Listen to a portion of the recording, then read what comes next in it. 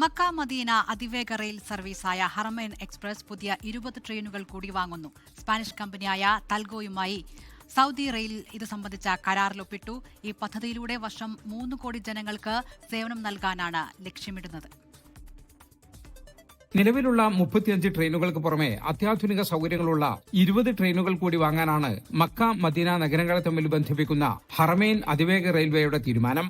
ഗതാഗത മന്ത്രി സാലിഹ് അൽ ജാസിറിന്റെ സാന്നിധ്യത്തിൽ സൗദി റെയിൽവേയും സ്പാനിഷ് കമ്പനിയും തമ്മിൽ ഇതു സംബന്ധമായ കരാർ ഒപ്പുവച്ചു. ഓരോ ട്രെയിനിലും 13 കോച്ചുകൾ വീതമുണ്ടാകും. 8 ഇക്കണോമിക് ക്ലാസ് കോച്ചുകളും 5 ബിസിനസ് ക്ലാസ് കോച്ചുകളും. ഓരോ കോച്ചിലും 417 പേർക്ക് യാത്ര ചെയ്യാം.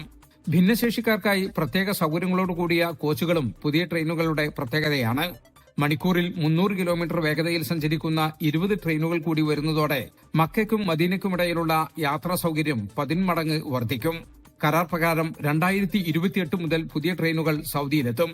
2031 മുഴുവൻ ട്രെയിനുകളും സർവീസിനായി സജ്ജമാകും. ഇതോടെ ഹറമൈൻ റെയിൽവേയുടെ ആകെ ശേഷി 55 ട്രെയിനുകളായി ഉയരും. ഹജ്ജ് ഉംറ തീർത്ഥാടകരുടെ വർദ്ധിച്ച തിരക്ക് കണക്കിലെടുത്താണ് ഇത്തരമൊരു നീക്കം. മക്ക, മദീന, ജിദ്ദ വിമാനത്താവളം, കിങ് അബ്ദുള്ള ഇക്കണോമിക് സിറ്റി എന്നീ സ്റ്റേഷനുകളെ തമ്മിൽ ബന്ധിപ്പിച്ചാണ് ഹറമൈൻ ട്രെയിൻ നിലവിൽ സർവീസ് നടത്തുന്നത്. ജലീൽ കണമക്കലം, 24 ജിദ്ദ.